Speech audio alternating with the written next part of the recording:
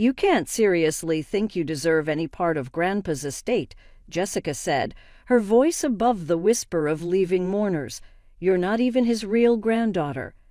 After the memorial ceremony for my grandfather, most family members were leaving Portland from the little church. His preferred flower, lilies, still smelled strongly in the air.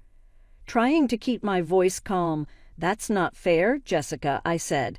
"Grandpa Robert never established that difference. I was his grandchild, whether or not adopted. Blood is blood." "Hope," she murmured, running her black garment with manicured hands, "you don't have a drop of his. The family legacy resides with real family members. He was my grandfather for 25 years. I felt a heaviness in my chest unrelated to loss. That counts for something." "It counts for nothing legally," Jessica shot back, her voice lowering to a hoarse whisper. "Look, his only biological grandchild here is me. Everything ought to flow to me. You will only humiliate yourself if you oppose this. My name is Hope Smith. David and Catherine adopted a kid from my parents 27 years ago. One person who never made me feel less than because of my adoption was my grandfather Robert, as if it were just as much mine as everyone else's. Dad took me fishing on summer mornings, taught me to play chess, and told me stories about our family background. All I wanted was for his memory to be respected appropriately, for his belongings and treasures to be shared as he would have desired. Jessica, my cousin, stood in my way. She had always considered my presence in the family as temporary at best, fake at worst. "This isn't about the money," I answered, "even if the bequest was really large. Grandpa Robert had done for himself as an architect with homes and assets worth talking about. It's about respect for his wishes. His wishes would have been for his legacy to stay in the family," Jessica said dismissively. "Just accept hope. Reality is what it is. Since Aunt Catherine was unable to have children of her own, you are the charitable situation my grandparents felt sympathy for." The words hurt. Before I could answer, Jessica's father, Uncle Philip, came walking with the family lawyer. "I have a preliminary meeting about Robert's estate set for next week. Mr. Harrison, the attorney, advised us. I know this is a tough period, but it's best to take quick care of these issues." Jessica gave me a winning grin. "Beautiful. We can straighten this out fast then." I watched something fall from Mr. Harrison's portfolio as they were leaving, a sealed envelope bearing my grandfather's unique handwriting. I quickly picked it up, but not before spotting what was written in the corner: "To be opened only in the event of family dispute."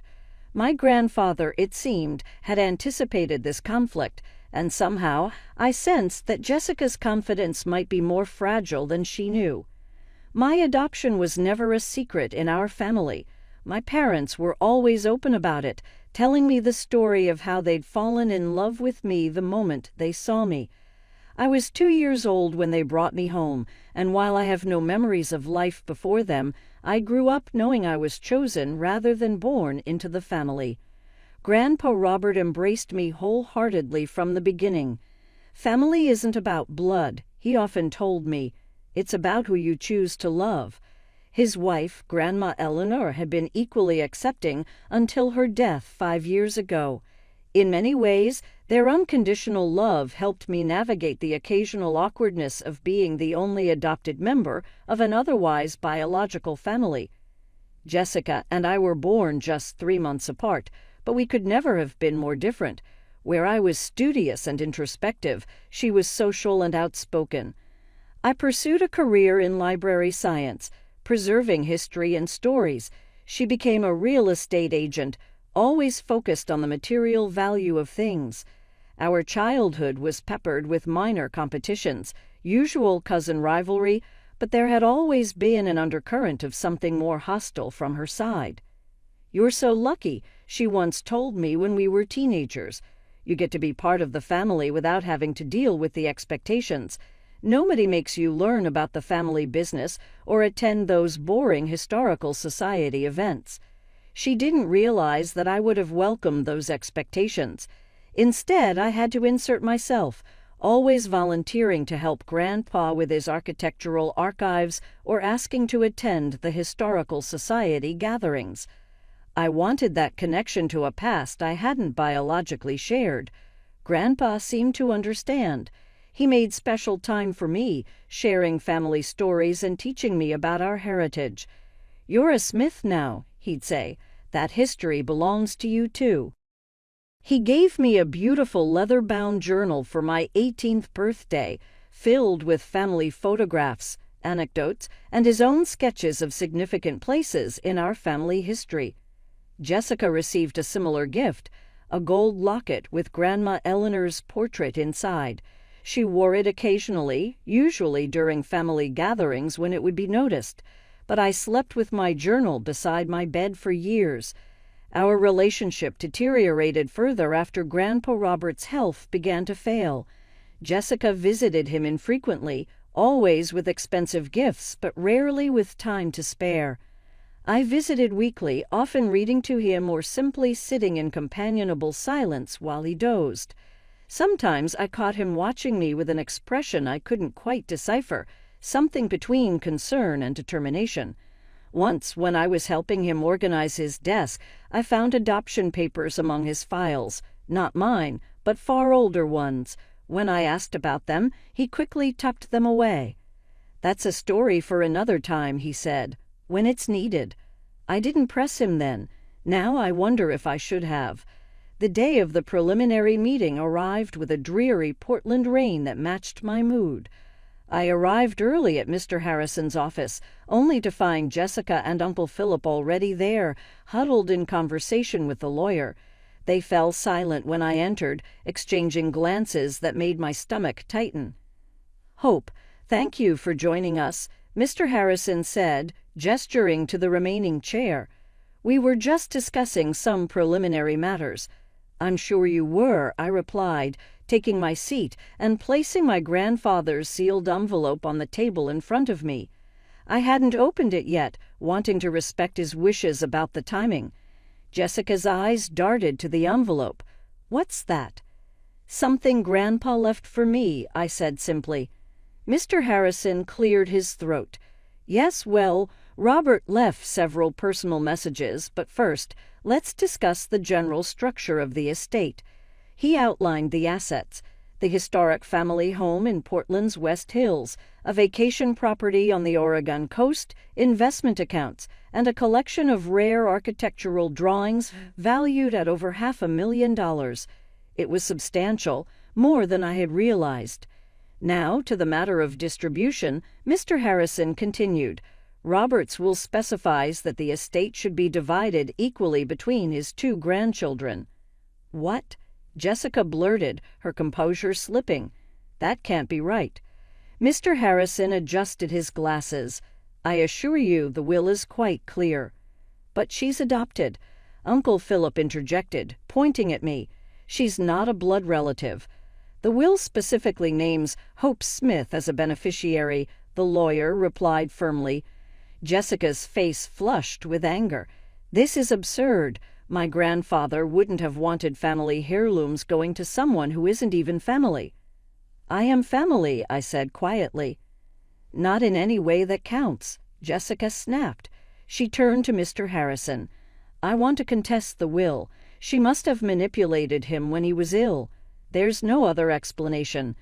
"That's a serious accusation," Mr. Harrison replied, his tone sharpening.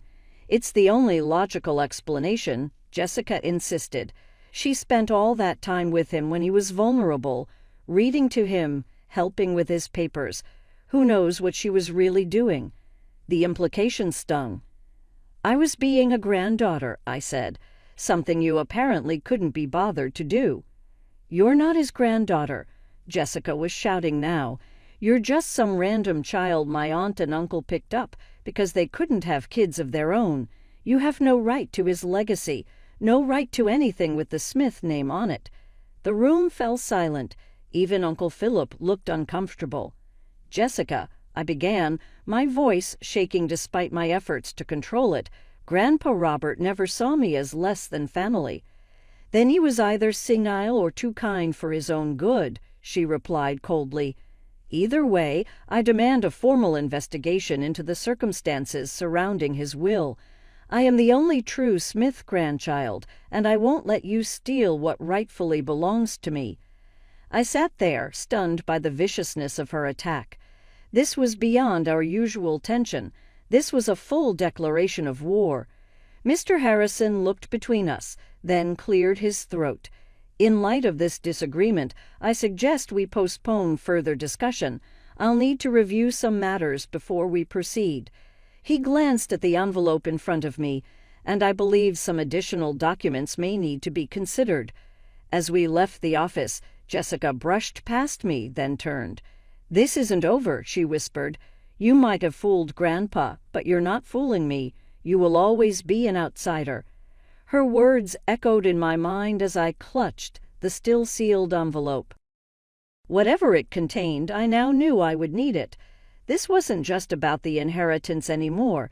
It was about my very place in the family I had always called my own. That night I sat on my bed with Grandpa Robert's envelope in my trembling hands. To be opened only in the event of family dispute, the inscription read. Well, if Jessica's declaration of war didn't qualify as a dispute, nothing would. Carefully breaking the seal, I found a brief letter and a small key inside. "My dear Hope, if you're reading this, then my fears have been realized, and Jessica has challenged your place in the family and in my estate. This key opens the bottom drawer of my desk in the study, the one I always kept locked. Inside you'll find documentation that may help, along with another letter explaining everything more fully. Whatever happens, remember that family is about love, not blood. I have always considered you my granddaughter, and nothing can change that. With all my love, Grandpa Robert." The letter brought tears to my eyes, but it also steeled my resolve. The next day I drove to the family home, using my key to let myself in. The house felt eerily quiet without Grandpa's presence. I made my way to his study, a wood-paneled room filled with books and architectural drawings. Using the key from the envelope, I unlocked the desk drawer and found a thick folder with my name on it, along with a second sealed envelope. I was about to open it when I heard the front door open. "Hello, is someone here?" It was Jessica's voice. Quickly I tucked the folder and envelope into my bag and shut the drawer. I had every right to be there, but I didn't want a confrontation. Too late. Jessica appeared in the doorway, her eyes narrowing when she saw me. "What are you doing here?" "Getting some personal items Grandpa wanted me to have," I replied, striving for a casual tone. "Nothing in this house is yours yet," she said, stepping closer. "The will is being contested, remember. You shouldn't be here taking things." "I'm not taking things. I'm retrieving specific items Grandpa left for me." Jessica's expression darkened. "You really won't let this go, will you?" "I spoke with a lawyer of my own yesterday. He says I have a strong case for being the sole heir. Adopted grandchildren don't have the same rights as biological ones in many situations." "That's not true," I countered, though in truth I wasn't certain of the legal details. "It doesn't matter," she continued, circling the desk between us. "Even if the law is on your side, do you really want to drag this family through a court battle? Think about Aunt Catherine and Uncle David. How do you think they'll feel watching you fight over Grandpa's money?" The emotional manipulation was transparent but effective. My parents had always been uncomfortable with conflict, and a prolonged legal battle would distress them deeply. "This isn't about money," I insisted. "It's about respecting Grandpa's wishes and my place in this family." Jessica laughed coldly. "Your place in this family was always charitable inclusion. Don't make it awkward for everyone by pretending it was more than that." I gripped my bag tighter, feeling the outline of Grandpa's folder inside. "I think we're done here," I said, moving toward the door. "Wait," Jessica called, her tone suddenly shifting. "Look, maybe I've been too harsh. We're both upset about Grandpa. What if we find a compromise?" The abrupt change made me wary. "What kind of compromise?" You agree not to contest anything, and I'll make sure you get some meaningful keepsakes. The chess set he taught you on, his collection of first edition architecture books, items with sentimental value. The offer was supposed to sound generous, but it was insulting, offering trinkets while she took everything of substantial value. I'll consider it, I said, not wanting to show my hand yet. But I need time to think. Jessica smiled, obviously believing she had won. Of course, take all the time you need. Just don't contact me until you've made your decision. I prefer to handle this through the lawyers anyway. Fine, I agreed. I won't contact you until everything is settled. Her smile widened. As if I'd need anything from you, she laughed. This is just me being kind. As I left the house, clutching my bag with Grandpa's documents inside, I felt both anger and determination. Jessica thought she was being magnanimous, offering crumbs from what she saw as her rightful inheritance. But Grandpa had left me something that might change everything, and I intended to find out what it was. Back at my apartment, I opened the folder and began reading through the documents. What I found left me breathless. Grandpa Robert had indeed anticipated this conflict and had prepared for it far more thoroughly than either Jessica or I could have imagined. The folder contained documents dating back over 60 years, beginning with a set of yellowed papers I initially didn't understand: birth certificates, death certificates, adoption papers, none bearing names I recognized immediately. Then I came to the second sealed envelope. Inside was a lengthy letter in my grandfather's handwriting, dated just 6 months before his death. My dearest Hope, what I'm about to tell you is a family secret I've kept for most of my life. I always intended to share it eventually, but perhaps I waited too long. I am not a Smith by birth. I was born Robert Collins, orphaned at age 7 during the Depression, and adopted by Thomas and Margaret Smith when I was 9 years old. The documents you now hold are the proof. The Smiths gave me their name, their love, and eventually their architectural firm. They raised me as their own son, never once making me feel like less than their true child. They taught me that family is created through love and commitment, not merely through biology. This is why I have always felt such a special connection to you, Hope. We share the experience of being chosen, of knowing that our place in this family came through deliberate love rather than chance. What you may find most surprising is that Philip is not my biological son either. Eleanor and I struggled with infertility for many years before adopting Philip as an infant. We raised him as our son, just as I had been raised as a Smith. When he was in his 20s, he married Caroline, and they later had Jessica. Philip has always known he was adopted, though we rarely discussed it. As he grew older, he seemed uncomfortable with the fact, especially after Jessica was born. I believe he wanted to feel like he had created a real bloodline for the family that had accepted him. The irony, of course, is that none of us, not me, not Philip, not Jessica, are Smiths by blood. Jessica's claim to being the only real Smith grandchild is based on a fiction. We are all Smiths by choice and by love, which to me has always been the truer definition of family. I have never told Philip that I, too, was adopted. Perhaps that was a mistake, but I am telling you now because I fear that after my death, your place in the family might be challenged in ways that would break my heart. The documents I've left you prove everything I've written here. Use them if you must, though I hope it doesn't come to that. In my will, I have divided my estate equally between you and Jessica, as I believe that is only fair. You are both my grandchildren in every way that matters. Remember that I love you, and that nothing can ever change the fact that you are, and always will be, my granddaughter. With all my love, Grandpa Robert. I sat back, stunned. The revelation changed everything. Jessica's real granddaughter distinction, the one she wielded like a weapon, was meaningless. Among the documents was a detailed family tree Grandpa had constructed, showing all the adoptions across generations. There were also photographs I'd never seen before. and the final document was a legal affidavit. He had prepared a document formally stating his wishes that I be treated as his legitimate granddaughter and heir, with detailed reasoning about our shared experience of adoption into the Smith family. It was notarized and dated just weeks before his death, when he was still entirely lucid, according to his doctor's attached statements.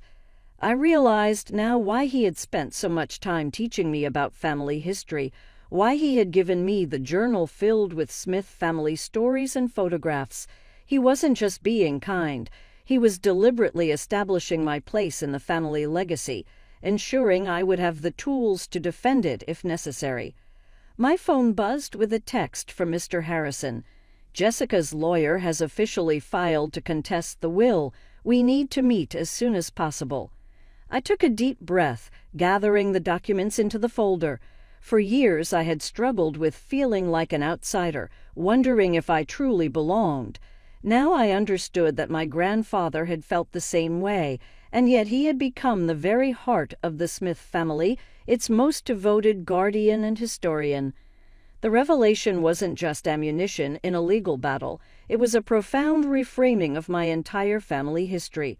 What Jessica saw as a weakness, my adoption, was actually the strongest connection between Grandpa Robert and me.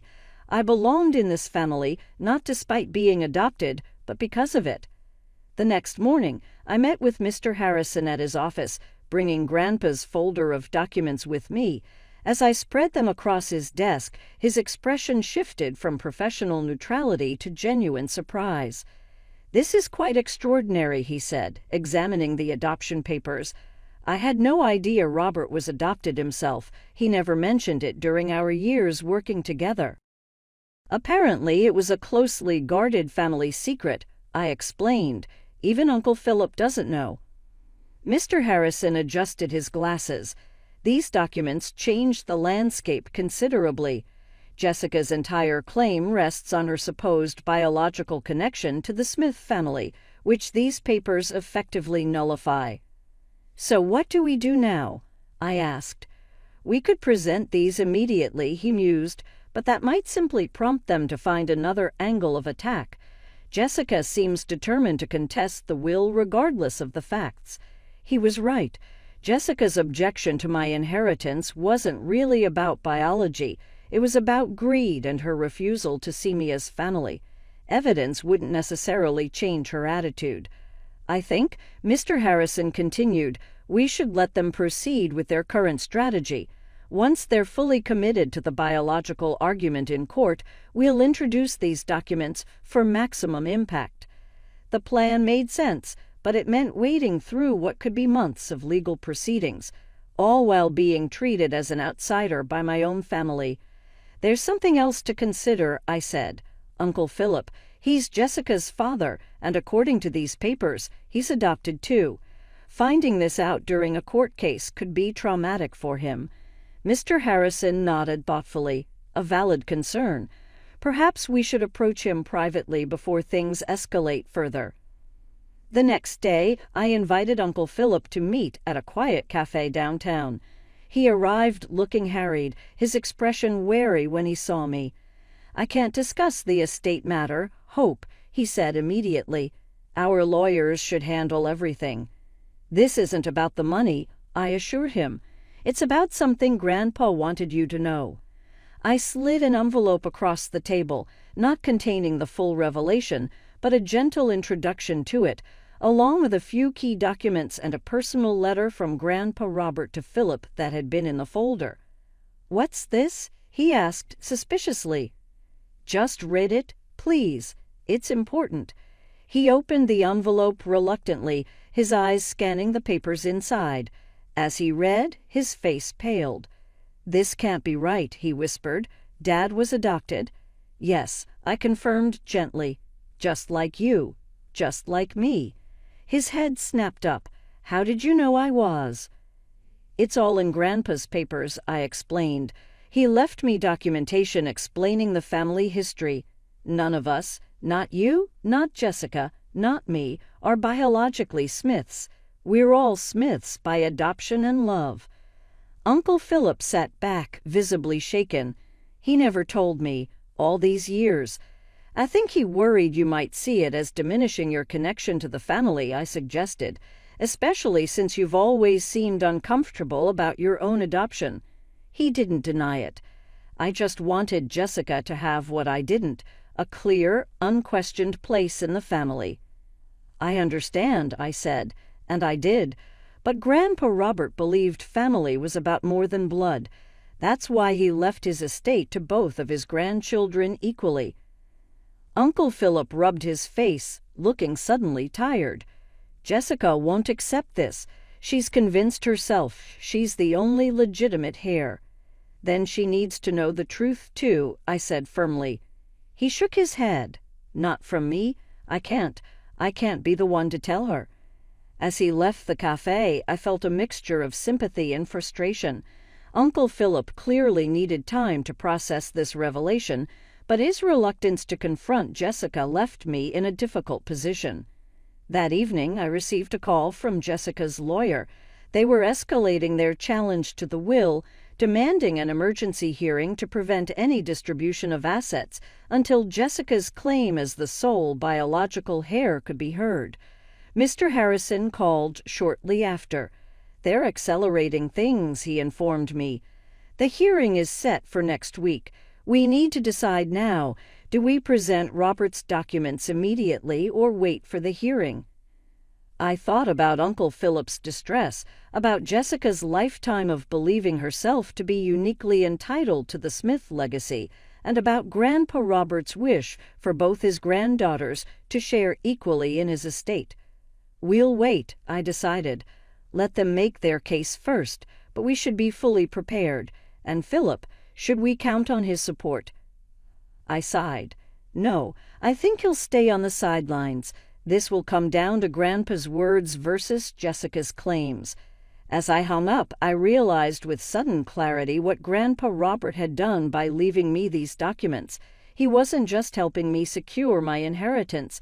He was entrusting me with the true Smith family legacy, the understanding that family is created through choice and love, not blood. The court case wouldn't just determine who received his material assets. It would establish which vision of family would prevail. 5 months after our confrontation at the memorial service, we gathered in a downtown Portland courthouse for the final hearing. The elegant wood-paneled room felt too formal for what was essentially a family dispute, but Jessica had pushed us to this point. She sat across the aisle with her lawyers, dressed impeccably in a conservative suit, exuding confidence. Uncle Philip sat behind her, looking uncomfortable but resigned. My parents were beside me, having finally been convinced to attend after initially wanting to stay neutral. Jessica's lawyer presented their case first, emphasizing her status as the only biological Smith heir and suggesting that my grandfather must have been manipulated or confused when creating his will. He presented a revised family tree, highlighting Jessica's direct bloodline to the Smith family, while showing my adoption as a clear break in lineage. Robert Smith's intent was clear: to keep family assets within the family, her lawyer argued. Hope Smith, as an adopted grandchild, does not carry the Smith legacy in the same fundamental way that Jessica does. When it was our turn, Mr. Harrison approached the bench calmly. Your Honor, before I present our case, I would like to submit additional documentation that directly addresses the claims we've just heard. He distributed copies of Grandpa Robert's documents to the judge, Jessica's lawyers, and Uncle Philip. As they reviewed the papers, a wave of whispers swept through the room. Jessica's face, previously smug, gradually transformed as she read, first confused, then shocked, finally ashen. These authenticated documents, Mr. Harrison continued, prove that Robert Smith himself was adopted into the Smith family as a child. Further, they confirm that Philip Smith, Jessica's father, was also adopted as an infant. Neither Jessica nor Hope has a biological connection to the Smith bloodline, as no such bloodline exists in this family. The judge peered over her glasses at Jessica's lawyer. Given this evidence, do you wish to revise your argument about biological heritage being the determinant of inheritance rights?" Jessica's lawyer stammered, clearly blindsided.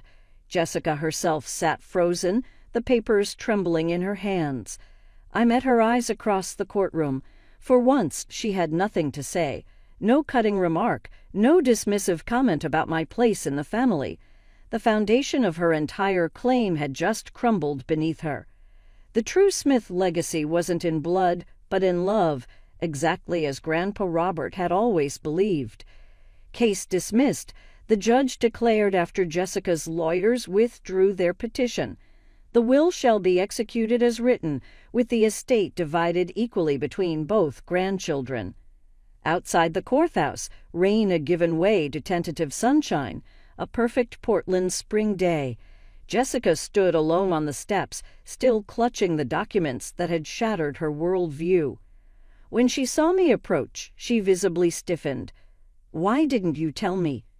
she demanded, her voice hoarse. "You let me go in there and humiliate myself." "You wouldn't have believed me," I replied simply, "and you made it clear you didn't want to hear from me until the estate was settled." She looked away. "My whole life, Dad told me how important it was to continue the Smith family line, how I was special because I was carrying on Grandpa's legacy." Her laugh was bitter. "What a joke. There is no Smith bloodline." "There is a Smith legacy, though," I said, "just not the one you thought. Grandpa believed family was created through love and choice, not blood. That's why he was so accepting of my adoption, because he was adopted too. That's the real Smith tradition." Uncle Philip approached hesitantly. "I'm sorry, Jessica. I should have told you about my adoption years ago. I just wanted you to feel secure in your place in the family." "By letting me believe a lie," she challenged. "By letting you know you were loved," he countered. Jessica fell silent, the reality of our shared family history finally sinking in. In the end, we honored Grandpa Robert's wishes. The estate was divided equally, with Jessica receiving the coastal property she had always loved, while I took the family home in Portland. The architectural drawings we agreed to donate to the university where Grandpa had taught, ensuring his professional legacy would continue to inspire future generations. As for our relationship, Jessica and I aren't close. Too much has happened for an instant reconciliation. But at a small gathering to distribute Grandpa's personal effects, she approached me with his chess set in her hands. "He taught you to play on this," she said, offering it to me. "You should have it."